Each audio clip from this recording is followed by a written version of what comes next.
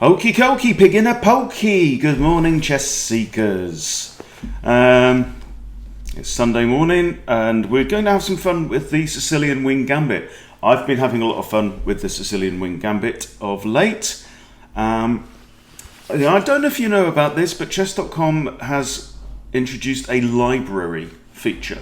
And what that does is it allows you to save your games into collections. So I've got, Trap Piece, Sicilian Wing Gambit Wins, which is, try saying that a few times fast. Desperate Rescues, Great Attacks, and not even just mine. I mean, we've got other people's games in here as well. So Hops has sent me 3 of them, and then I've got 1 against someone else. So, which actually ended in a draw.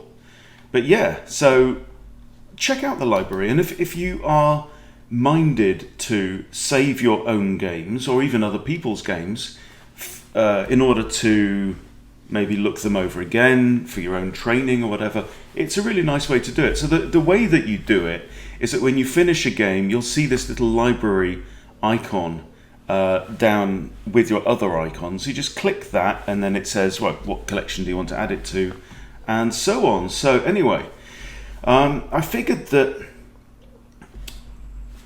in order to get your head around an opening or a system to figure out whether it's something that you want to play, that just quickly reviewing a few games is a really nice way to do that. So you kind of get a feel for the way that the games go. You're not trying to learn anything here particularly.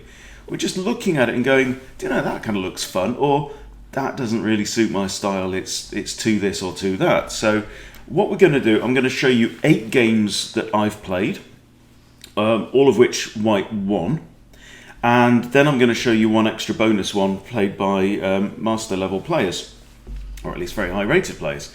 Okay, so let's just dive in with game number 1. So they're all in this collection here, but I've got them all loaded. Okay, this is one from fairly recently, I think. This is with the Muggleborn Prince from August 7th, so pretty recent. Okay, so E4 and then C5. So this is the Sicilian. So we'll go over some of the basic principles. So the point of this move is that black is preventing white from playing pawn to D4. Okay, so if we play pawn to D4, we can capture the pawn. So we've eliminated a central pawn. These are the 2 most valuable and most important pawns, and we've traded it for a wing pawn, right? So, and wing pawns are slightly less valuable. So that would give black an advantage in the center of the board. Okay. Now I don't think this is very often played immediately. Sometimes white will play the knight out there and then the pawn.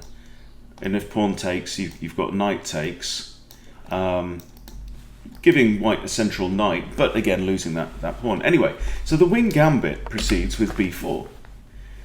Okay, so what white is doing here is saying, offering up a pawn in order of completely eradicating the Sicilianness of the Sicilian, right?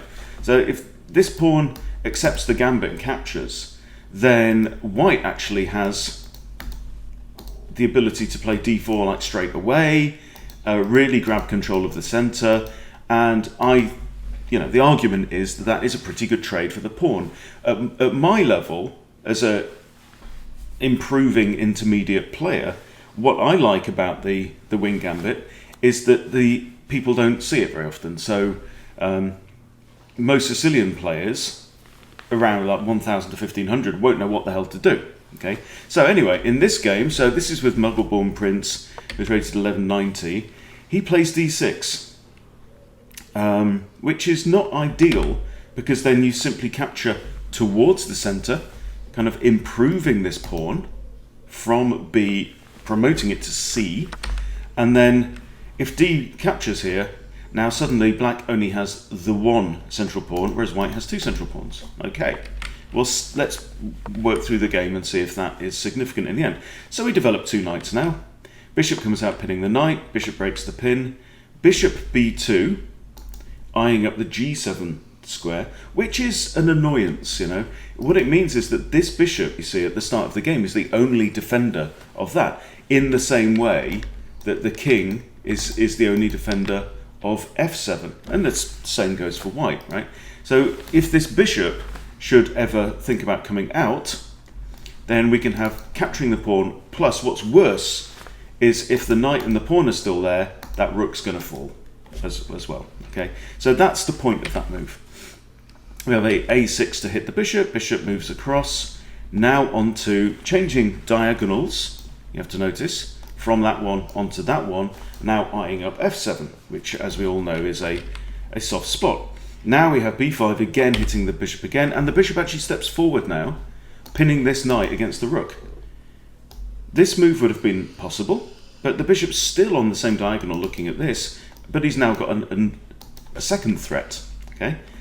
Also look here with all these pawn pushes that white now has 3 pieces developed and is ready to castle.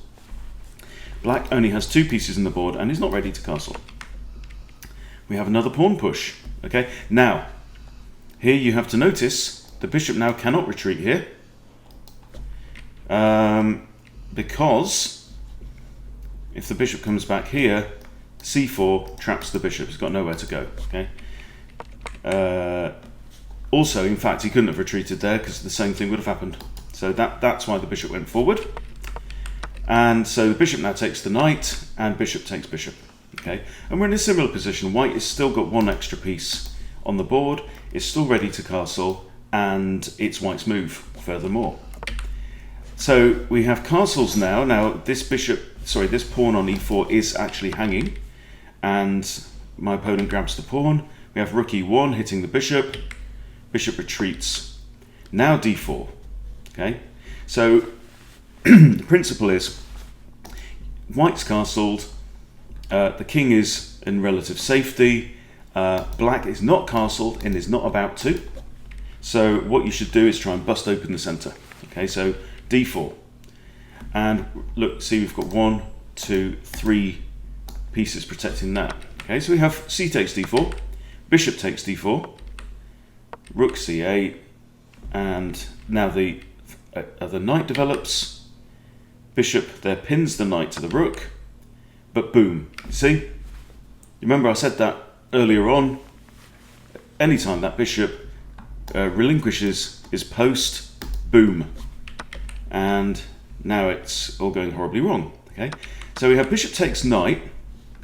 Now the knight here can capture. So knight takes, bishop takes rook.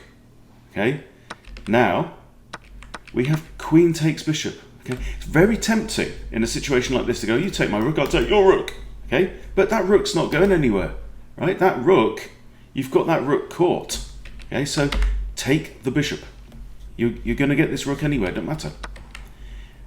Rook comes out now to c2. We grab the rook, pawn there, and queen comes in, and then everything's falling. Okay.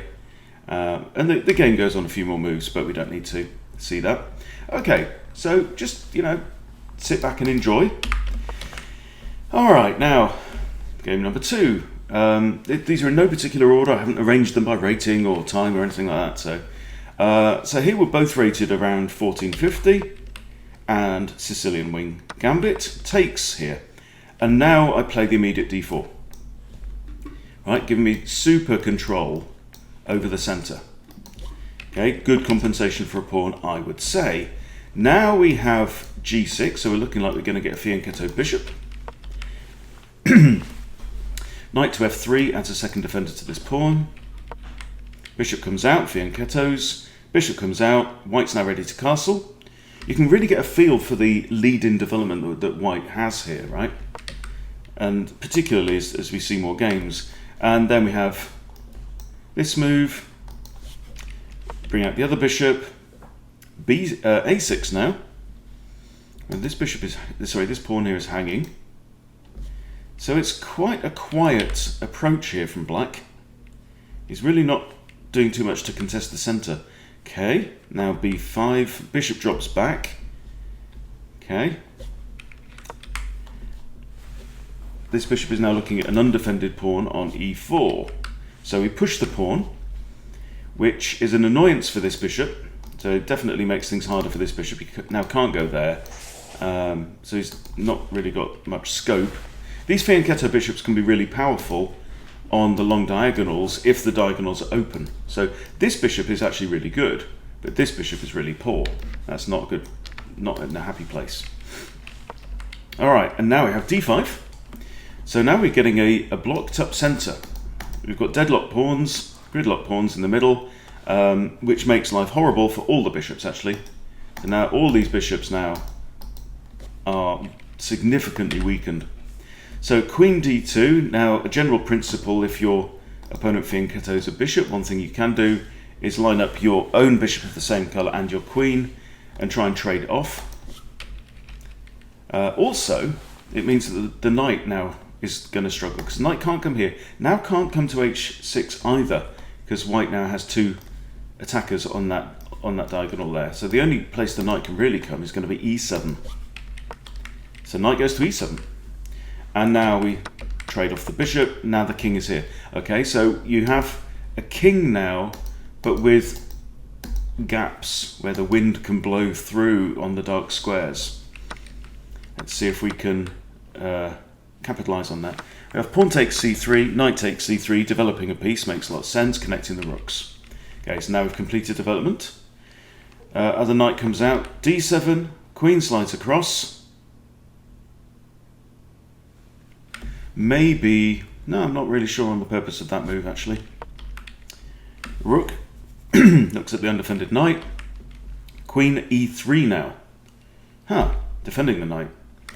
So we've got ideas of maybe this knight, possibly this bishop as well, maybe coming in to try and attack. Another option as well is to use the h-pawn. Knight attacks queen, queen slides across, still defending this. Queen is the only defender of this knight. Knight comes around, knight now moves. Okay, so now what we want to do in the middle game is want to improve our pieces and build up to an attack. Knights in particular, they take their time. These horses are not quick, right? So you need to improve your knights gradually in the middle game. Okay, knight in here, knight now comes to g3. Knight takes, f takes, giving us a semi-open f file, which could be handy. f5 now.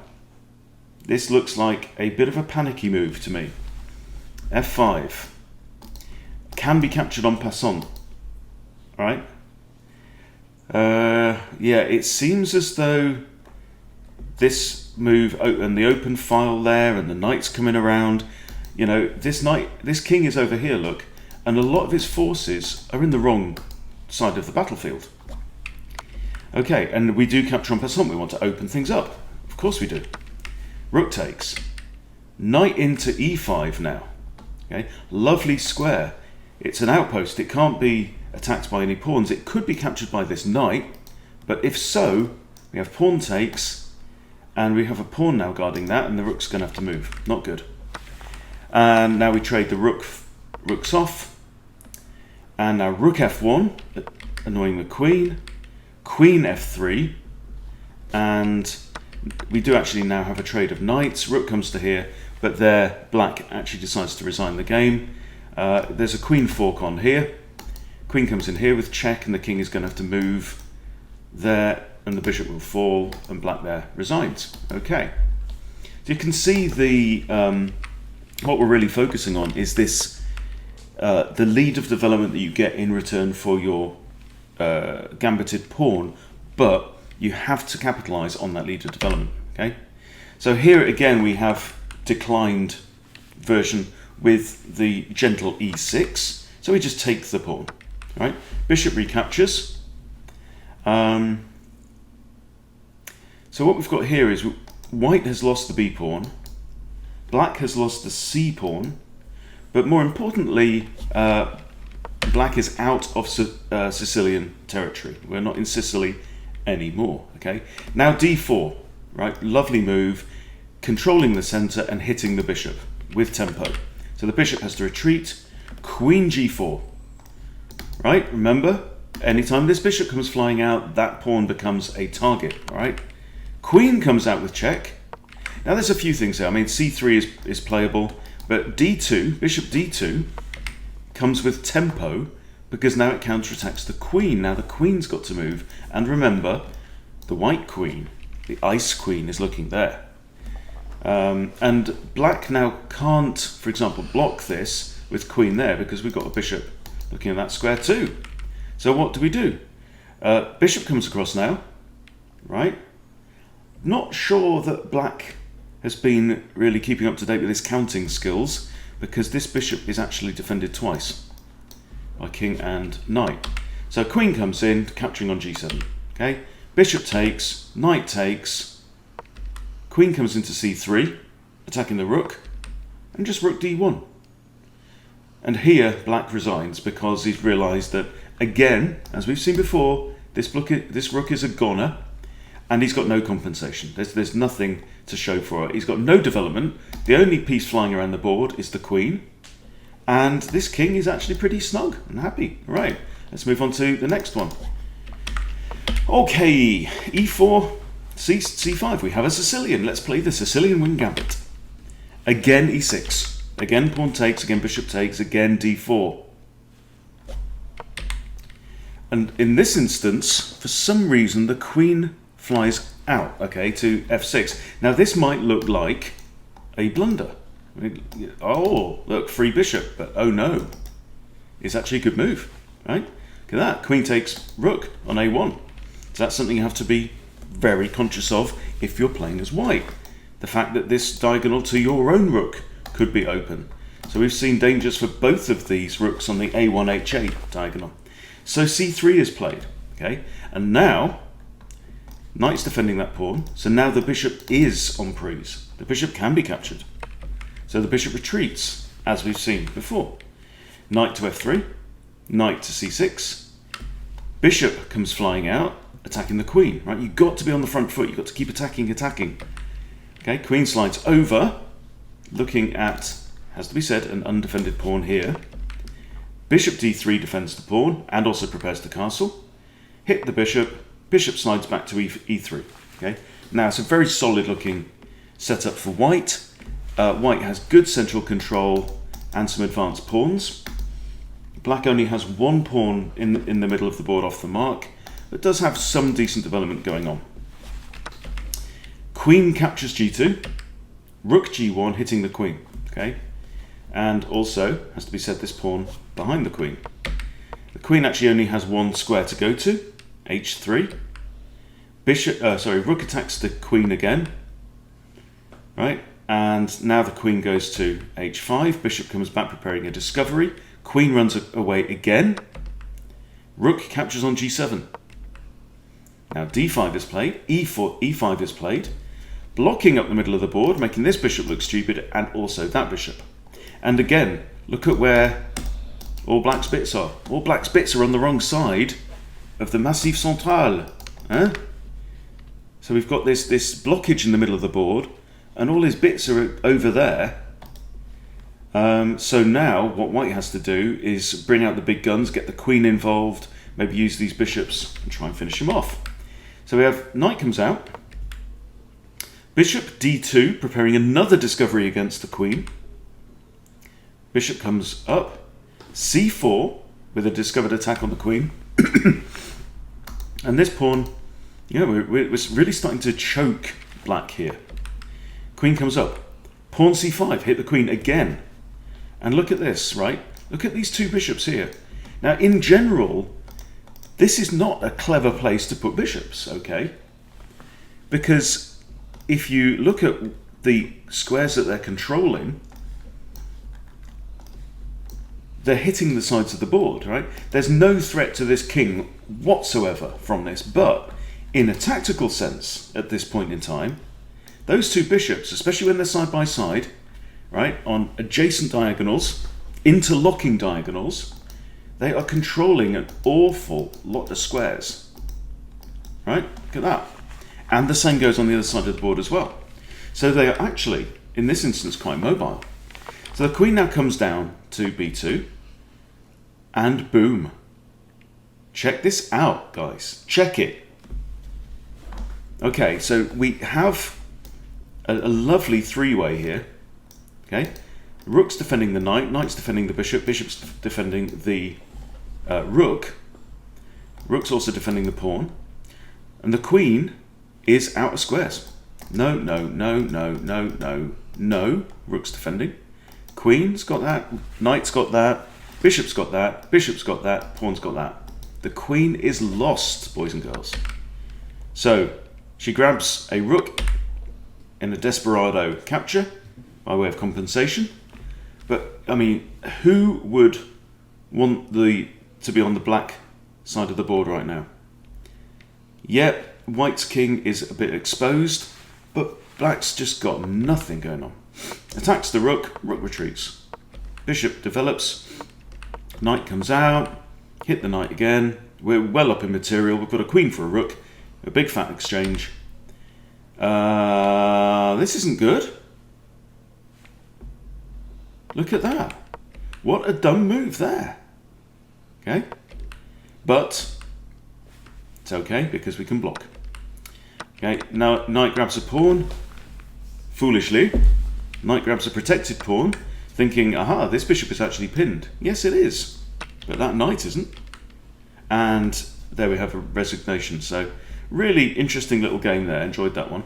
I was just under 1400 for that one. Okay, let's do another one. See what happens here. My opponent here is rated 1100s. Okay, Sicilian Wing Gambit accepted. A3. We haven't had a double accepted yet, have we? Not sure. Anyway, so E5 is now played. And knight to F3. We don't have to worry about this pawn right now. Okay. In fact, we're quite happy if black wants to take that pawn. Right?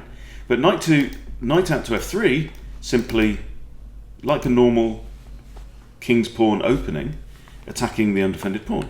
So knight to C6. Okay, so we've got normal king's pawn opening with some activity going on over here. Bishop comes out, hits the knight, hits, takes, takes. Takes the pawn. Okay, so this is like a normal Re Lopez. Okay, we hit the knight. This is normal in the Re Lopez. Okay, so ignore all this stuff here and the fact this pawn's disappeared. Hit the knight, grab the pawn. Okay, queen comes out. Knight comes now to G4.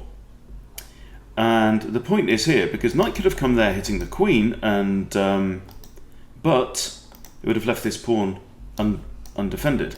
So knight comes in now, defended by white's queen. Hit the knight.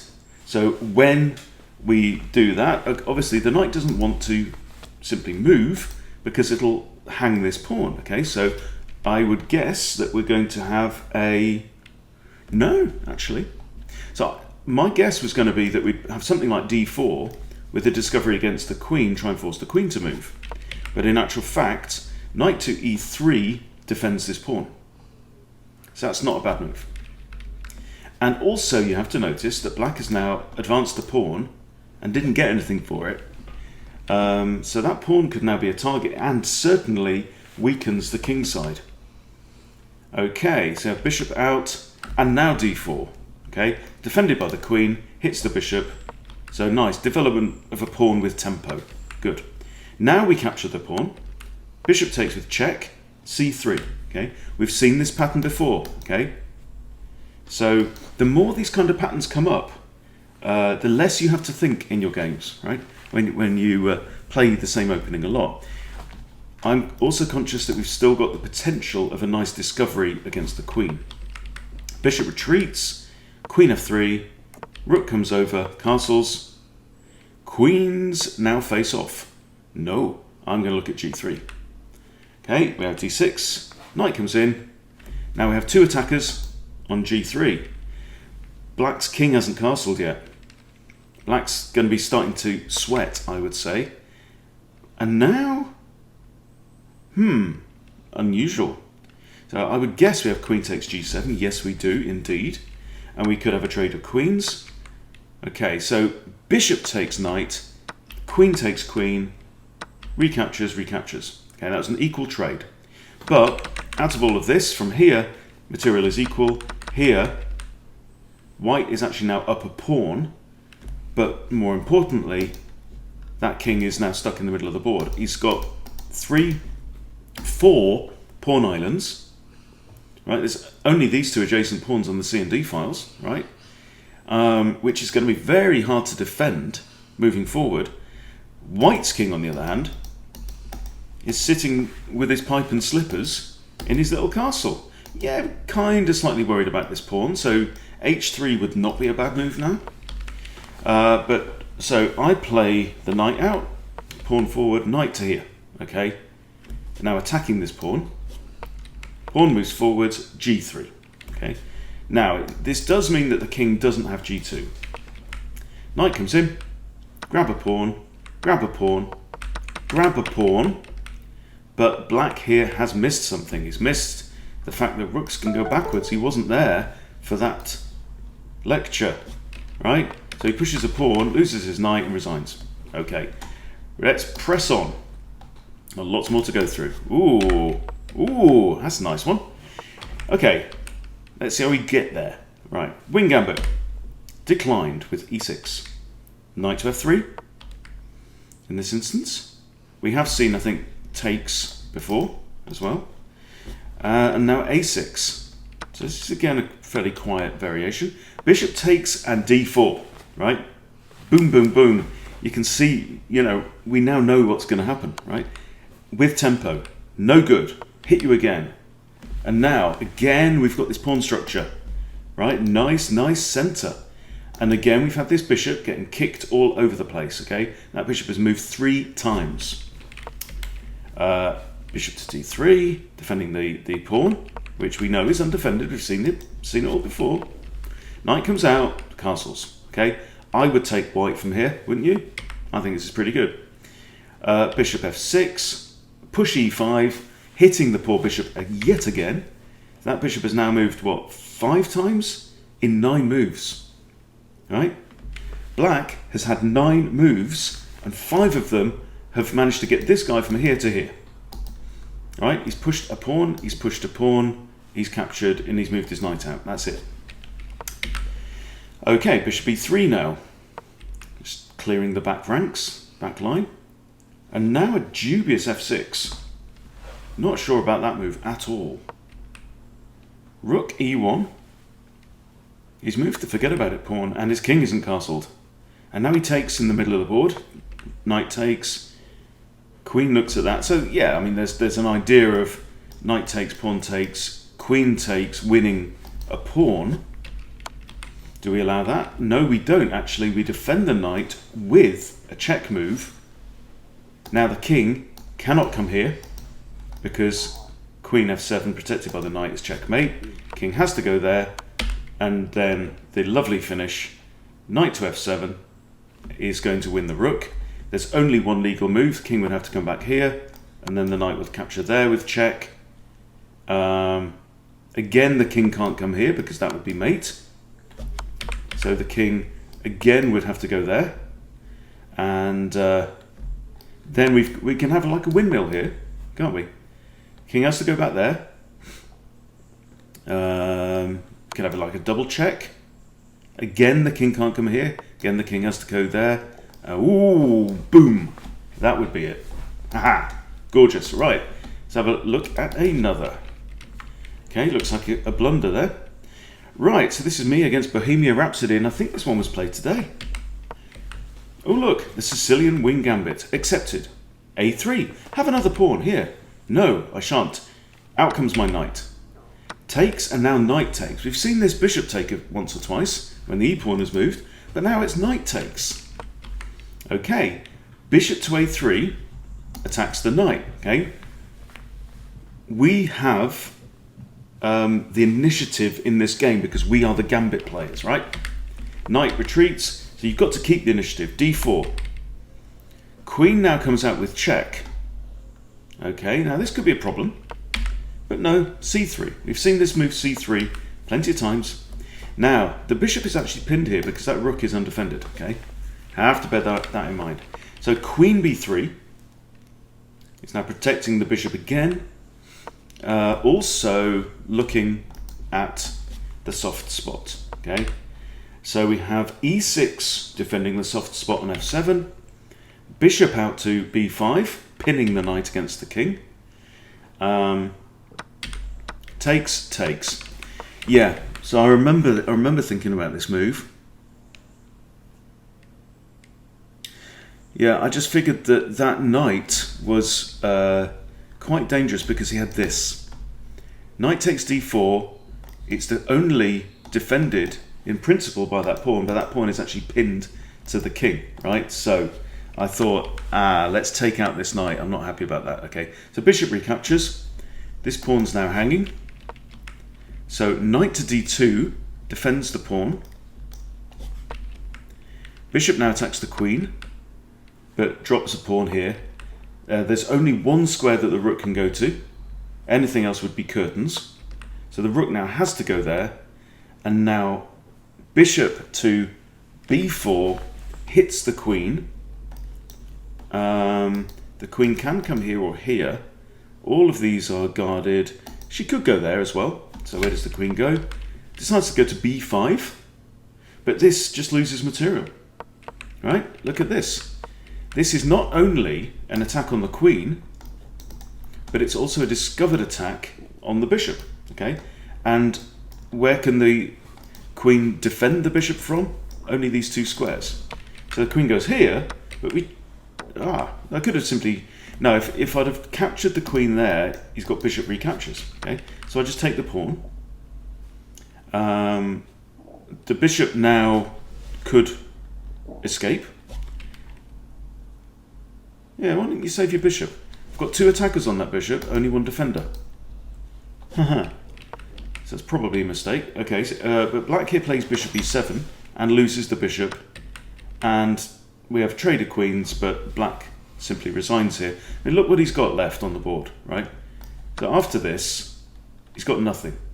He'll probably do that, do this, castles, castles, but he's down a full minor piece. He's down a knight, and I have potential passed pawn here on the c-file, so I have this extra pawn and an extra knight. Should be enough to see me through. Okay, now, this is against somebody rated 814 in a 10-minute. So Sicilian players. Okay, this is, I don't think we've seen d6 before, but it's not brilliant because you simply capture, pawn recaptures, and again we have 2-on-1 pawns in the centre of the board. Bishop out to c4, looking at the tender area of f7. Knight out, queen out now. So we are literally going for a kind of scholar's mate here. e6 is necessary. Knight develops, attacking the queen. Queen can't capture this pawn, it's defended by the bishop. Okay. Queen retreats. Bishop comes out. e5.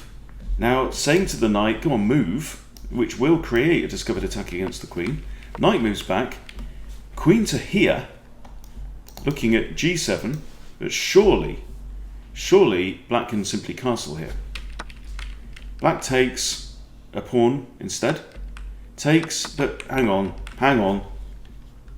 Two attackers, two defenders, right? Now, two attackers, two defenders, you don't win anything, right? Because, but in fact here, this is losing because the first piece to capture is a knight.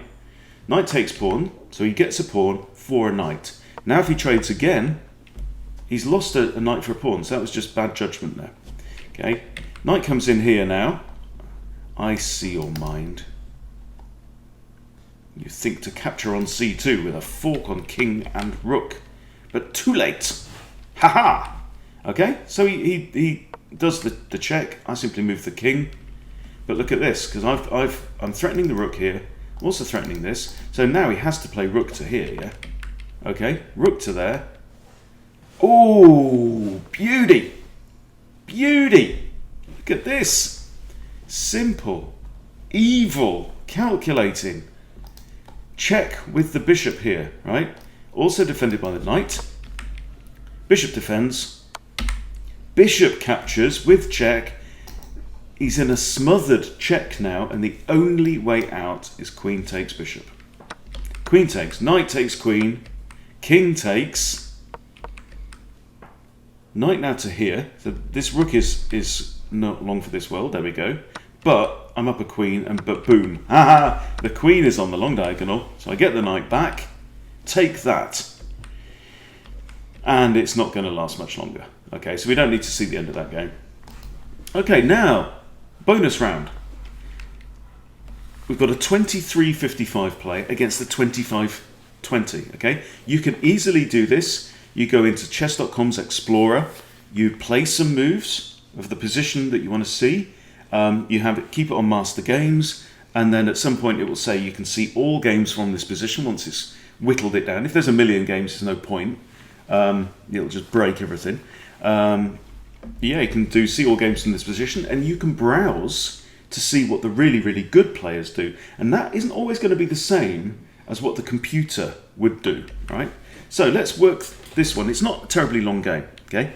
So we have e4, c5, lo and behold, the b4. Now this was played apparently in 1996, they think. And yeah, two kind of very, very strong players. We have accepted a3 and d5 now, okay? So there is definitely an issue here. If pawn does take, generally, I'm not quite sure on the reasoning for this, but I think knight takes is the best idea. Bishop takes is tempting because it pretty much pins the e-pawn. Okay, so here if the pawn takes, bishop takes, if the e-pawn wants to move, you've got bishop takes bishop, and the king has to recapture, right? There's something very similar in the Benko Gambit, if you've ever played the Benko Gambit, but that's kind of reversed. There you're playing here on the queen side as black, okay? So anyway, back to the game. d5, e takes d5, queen takes d5, bishop to b2, looking at this and tying this bishop to the defense of that, and we have e5. Knight comes out to f3, knight c6, c4 now. And this is an interesting one. I mean, I'd see if you can explain this one to me. Black here has the option to capture en passant, eliminate this pawn, and kind of get some compensation. Black is up a pawn, okay? But this guy could fall at any time. So you're kind of thinking, why don't you either capture en passant there or capture there, right? Black doesn't do this, but instead retreats the queen. Well, okay, clearly in this instance, capturing a3 would have been very, very poor. Okay. So, I know, answers on a postcard. Okay, so bishop d3, developing. Knight f6, castles. Okay. Now bishop comes out. Rook centralizing to e1. Okay. We've now castled the king. We are now in improvement mode. We want to improve our pieces and create the possibility of threats, and there is definitely a possibility of a threat here, because the queen and the king are both on the e-file. So let's stick a rook on there. Makes perfect sense. But the king castles out the way, and now we capture on b4. So now material is equal. A slightly different position that we've seen before. There's a hanging pawn, and bishop retreats to f1. You can see the difference. I mean, the difference between... I would never have played that move. I wouldn't even have thought of that move, right? Maybe it's defending this for some reason. Maybe he's seen something. I don't know. Curious. Okay, and now e4. Hitting the knight, but he can't actually capture the knight because it would hang the queen. d3. Pressuring the pawn. And he captures the knight and hangs the queen. Right? This is the 25-20 player. Elo. Okay? Gets a rook in compensation, but he's gone down a big exchange. Now g3, pawn comes forward, queen comes to here. You can see the threat. Okay? This would be a double attack, right? If the pawn advances to c5, hitting the bishop and also the king, and because the king's on a light square, this dark square bishop cannot block in any way, so the king moves out of the way. Interestingly, I looked at the analysis on this because I was surprised by this, and the computer says this is a mistake but not a blunder. Anyway, back to the game. Okay, so now knight takes f3, knight comes in, but it's not going to end well, all of this. Two attackers on that pawn. Bishop comes in. So we've seen some interesting moves in this game, and that's where the game ends. We've seen some interesting moves. We've seen different variety. And I do definitely recommend, when you want to learn an opening, just sit back and watch some expert games. You can find videos where somebody talks you through the game even better, and there are some online.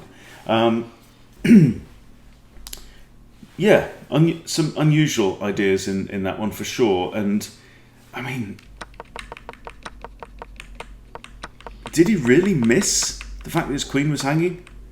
He can't have missed that. He's 25-20. There's no way he missed that. I don't know. I can't explain it. Anyway, so curiouser and curiouser. So that's it. There's your bucket of wings for today. Hope you've enjoyed it. If you fancy a crack at the Sicilian Wing Gambit, I do definitely recommend it at this level. I've got good results from it. Let me go to the Explorer. And see how I've got on with this. Okay, so I'll flip to my games as white, E4, C5, and then it's going to be B4. B4, I've had 17 games so far with a 65% win rate, and that ain't bad. So, yeah, well, it's almost winning 2 out of 3 games. So, yeah, I recommend it.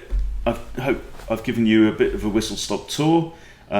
Much better to get a feel for openings, and particularly for the kind of middle games and the kind of attacking ideas and the kind of defensive things you have to bear in mind, than it is to worry too much about theory and playing the absolute correct moves. Much better to understand the opening, I think, than just to try and memorize stuff, particularly at this level. You get off towards 2000, you're going to have to remember your theory, of course. But yeah, really understanding the ideas in an opening, I think, will take you a lot further. So thank you for your time. Hope I've inspired you to give this opening a try. Please subscribe to Chess Bootcamp if you haven't subscribed, and I will see you soon.